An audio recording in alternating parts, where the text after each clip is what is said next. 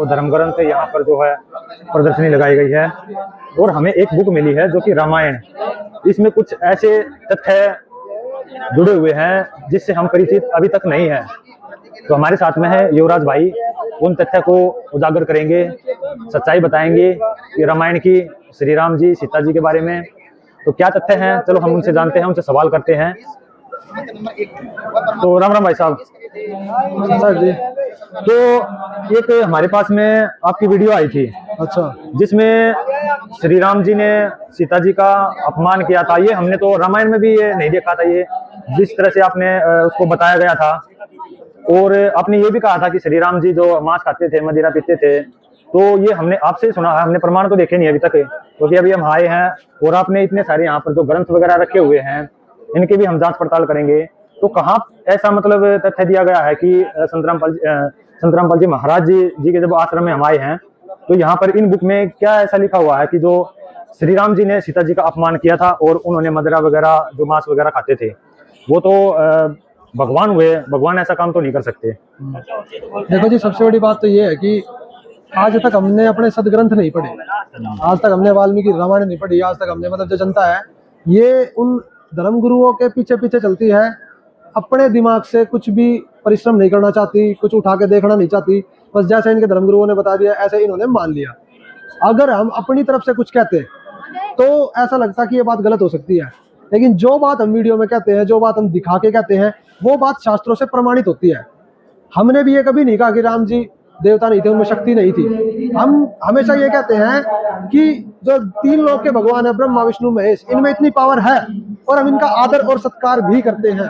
लेकिन साथ साथ में हमारी ये जिम्मेदारी भी बढ़ जाती है कि हम अपने सदग्रंथों को पढ़े और वास्तविकता को जाने की वास्तविकता है क्या, ये हमें मोक्ष दे सकते हैं, नहीं दे सकते, भगवान के लक्षण क्या होते हैं। कि जो हमारे 4 वेद है वो हमारे सनातन धर्म का आधार है, और वेदों में यह लिखा हुआ कि वो परमात्मा गलत कर्म नहीं करता, ना गलत कर्म करने का सहयोग देता।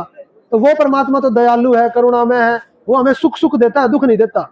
ये सारे जीव जिनावर, मनुष्य, देवता सभी उसके बच्चे हैं, सब अपने अपने कर्मों के आधार पे अपनी अपनी सजा भोग रहे हैं, लेकिन फिर भी उस परमात्मा को इन पे दया आती है।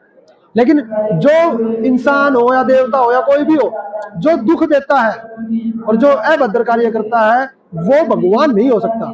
ठीक है, उन्होंने भक्ति करी, उनको पोस्ट मिली ब्रह्मा विष्णु महेश की, देवताओं की, वो भी इस लेवल के आदरणीय हैं, लेकिन सच्चाई बताना हमारा कर्तव्य है कि आप जान पाओ कि परमात्मा कौन है, देवता क्या होते हैं, और हमें परमात्मा के लक्षण पता कैसे चलेंगे। जैसे आपने वो बात कही कि श्री राम जी मांस खाते थे, सीता जी का अपमान किया, हमने तो कहीं नहीं सुना, क्योंकि आपको सुनाया ही नहीं गया। अगर आपको सुनाते तो आप उनके पास दोबारा जाते ही नहीं, आपकी आस्था कैसे बनती, आप फिर परमात्मा को ढूंढते। भाई हमारे लिए तो भगवान है, हम इस अगर ऐसा सुनते, हम ऐसा सुनना भी नहीं चाहते और ना सुन सकते उनके बारे में ऐसा। देखो जी, आस्था होनी अच्छी बात है, लेकिन अंधी आस्था होनी गलत बात है। आपको भगवान ने शिक्षित किया हुआ है, आपने श्री राम जी को, श्री विष्णु जी को जो ये भगवान माना है, ये किस आधार पे माना? सुनने से ही तो माना है। आपने कथाएं सुनी, कथावाचक को क्यों उन्होंने बताया श्री राम जी ने ऐसे चमत्कार किए, ऐसे ऐसे किया, तो आपके उनके प्रति आस्था बनी। तो आपका फर्ज बनता था कि जिस किताबों से, जिन ग्रंथों से हमारे धर्मगुरु हमें पढ़ा रहे हैं, हमें भी वो ग्रंथ देखने चाहिए। कि जब हमारी किसी के प्रति आस्था बनती है तो हमारे अंदर एक जिज्ञासा भी बनती है कि और जाने, उनके प्रति और जाने, और वो कैसे थे कैसे थे कैसे थे।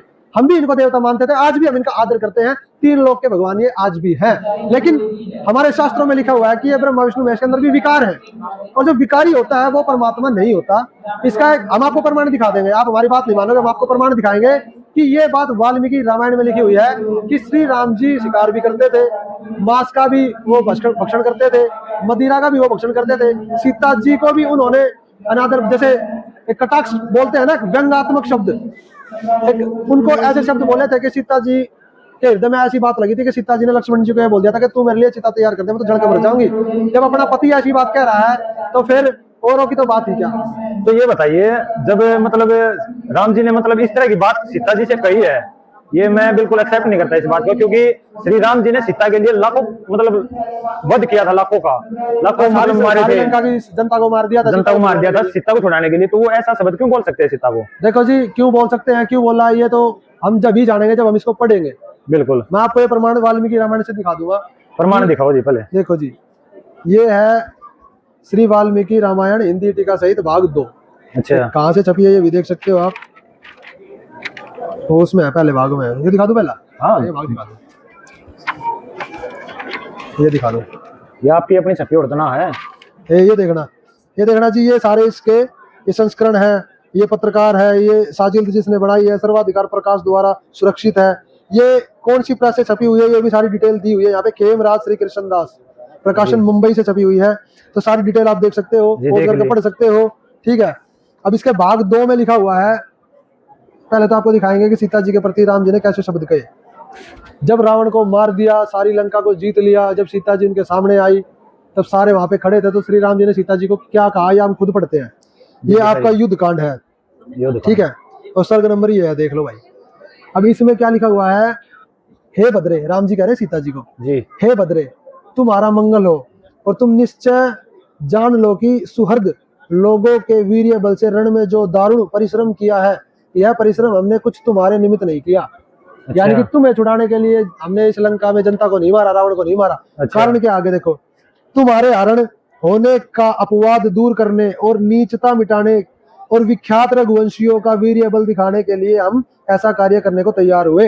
यानी कि हमारे रघुवंश की पूरे दुनिया में एक ख्याति थी, एक बोलबाला था कि रघुवंशी किसी से डरते नहीं है, मतलब शान बचाने के लिए। और मेरी पत्नी को कोई उठा ले जाए, राम की पत्नी रघुवंशी की बहू को कोई उठा ले जाए, तो फिर तो दिखाना जरूरी है, अपना शक्ति दिखाने के लिए, अपना बल दिखाने के लिए, सीता को लाने के लिए नहीं, अपने परिवार की इज्जत बचाने के लिए राम जी ने ऐसा किया। खुद कह रहे राम जी, हम नहीं कह रहे, दोबारा पढ़ लो आप, इसलिए युद्ध किया था। तुम्हारा हरण होने के अपवाद दूर करने के लिए और नीचता मिटाने के लिए और विख्यात रघुवंशियों का वीर्य बल यानी कि शक्ति दिखाने के लिए हम ऐसा करने के लिए तैयार हुए। हे सीते, तुम्हारे चरित्र में हमको संदेह पड़ गया है, यानी कि तुम्हारे करैक्टर पे मुझे डाउट हो गया है कि तू इतने दिन रावण का धुरा रही, तो तना कुछ ना कुछ गड़बड़ करी होगी या रावण ने करी होगी।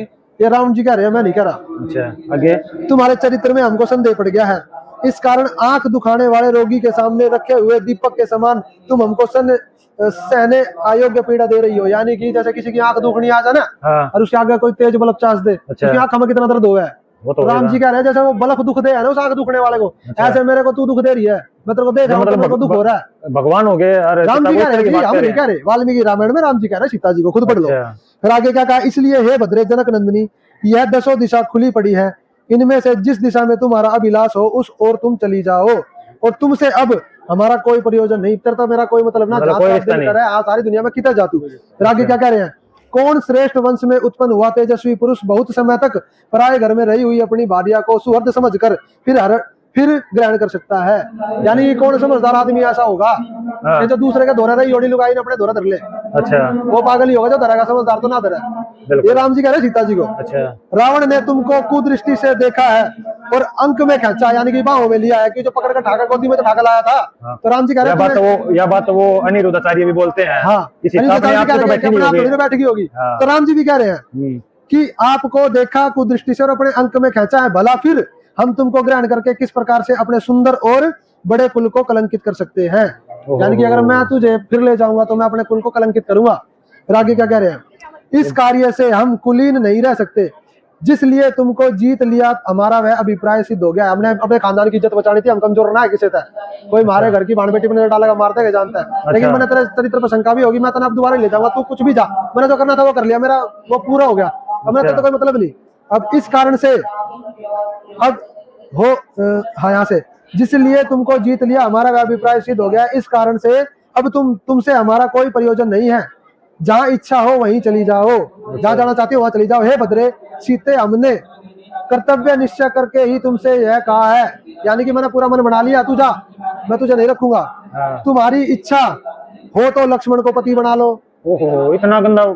हाँ, राम जी कह रहे तेरी इच्छा हो तो लक्ष्मण की गैल रह ले। अब आगे देखो, अच्छा, या भरत या शत्रुघ्न के निकट रह सकती हो भाई, उनको पति बना सकती हो, अथवा हे सीते तुम सुग्रीव व विभीषण को या जहाँ तुम्हारी आत्म समर्पण कर सकती हो वहां चली जाओ, जहाँ तुम स्वच्छंदता समझो उसी स्थान में चली जाओ।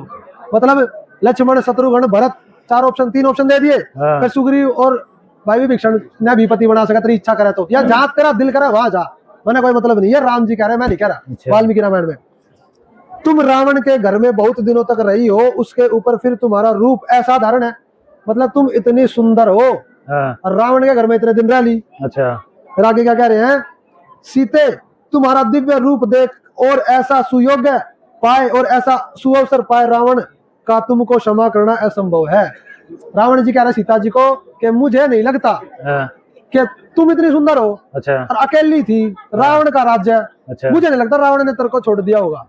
ओ भाई, राम जी कह रहे हैं सीता जी को, मैं नहीं कह रहा। तो सुनने में ये भी आया कि रावण जी को श्राप लगा हुआ था, वो किसी के साथ में बिना इच्छा के वो छू नहीं सकता। वो उनको श्राप लगा हुआ था, उन्होंने सीता जी को टच नहीं किया गंदे तरीके से, अच्छा। ये सच्चाई है। हाँ। लेकिन राम जी ऐसे शब्द कह रहे हैं, अपनी पत्नी का भरी सभा में अपमान कर रहे बात का तो राम हैं। क्या इन बातों से अपमान नहीं होता नारी का? इस बात का तो राम जी को ही पता होगा नहीं कि तो फिर ये बात क्यों कहने लग रहे हैं? ये देखो खुद कह रहे हैं हाँ, कि तुम्हारा दिव्य रूप देख और ऐसा सुयोग्य पाए और ऐसा सुअवसर पाए, रावण का तुमको क्षमा करना असंभव है। बोला असंभव सी बात है कि तेरे को छेड़े ना। फिर आगे देखो क्या कहा, जिन्होंने सदा ही प्यारे वचन सुने वही माननी जनक जानकी जी प्राणनाथ के मुख से ऐसे कु प्यारे यानी कि गंदे वचन कुवचन सुनकर श्रेष्ठ हाथी की सूंड से खींची बेली के समान बारंबार कंपायमान होकर नेत्रों से जल गिराने लगी। यानी कि क्या रहा, जैसे हाथी अपने सूंड तक किसी पेड़ ने हिला दे या किसी बेल ने हिला दे तो कांपने ना लग जाए सारा दर ऐसे राम जी से मुख से ऐसे वचन सुनकर सीता जी कांपने लगी और रोने लगी। फिर आगे देखो क्या कह रहे हैं,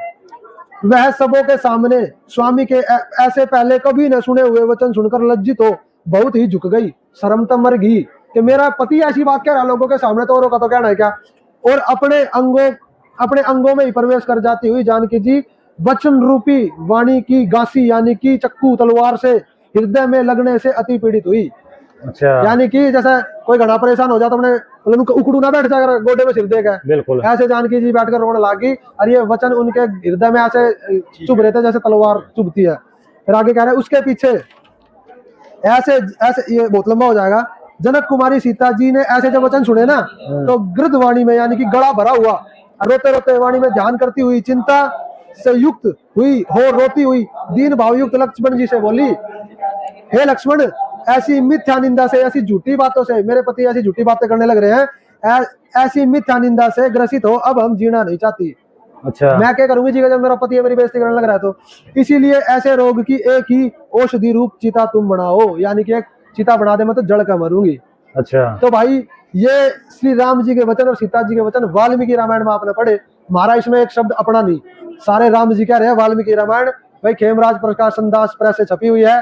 किसी ने भाई बात बुरी लगे खोल कपड़ लियो, खरीद कपड़ लियो, अगर झूठ लग गया तो भाई इस प्रेस पे केस करके देख लियो। भाई बुरी तो हमने भी लग गई थी जब आपकी जो वीडियो देखी थी, मगर अब इसमें पढ़ के तो हमें भी लज्जित होना पड़ रहा है कि श्री राम जी ने सीता के लिए इस तरह के वर्ड बोले हैं। हालांकि हमें ये भी पता है कि रावण ने मतलब उसको कुछ गलत नहीं किया होगा, क्योंकि रावण के ऊपर भी श्राप था कि वो किसी दूसरे की स्वेच्छा से नहीं छू सकता था। देखो जी ये बात सत्य है, लेकिन श्री राम जी को भगवान माना गया है और भगवान को सारी चीजें पता होती है, बिल्कुल, और ऊपर से अग्नि परीक्षा भी ले ली। अच्छा। फिर भी ऐसे सारे कर्म, तो देखो ये तो देवता तो ऐसी चीजें कर सकते हैं, भगवान नहीं कर सकता।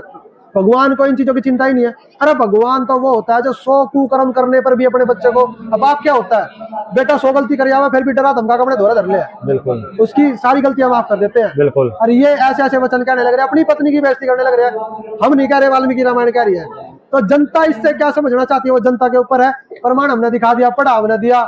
संत रामपाल जी महाराज कहते हैं कि भाई जो संत होते हैं ना, अगर वही संसार में ना आवे ना तो संसार में आग लग जा, और ये संसार जल का मर जा इन चीजों के कारण। ये देवी देवता, ये मनुष्य, ये दानव, ये राक्षस, ये सारे हमें एक दूसरे को प्रताड़ित करने पे लगे हुए हैं। लेकिन वो परमात्मा होता है ना, वो संत रूप में शीतल बन के आता है और इस तेर में राग द्वेष, इस लड़ाई झगड़े भरी दुनिया में आके हमें ऐसा ज्ञान सुनाते हैं जिससे हमारे हृदय में शीतलता आती है और एक दूसरे के प्रति प्यार बढ़ता है, दया करुणा बढ़ती है।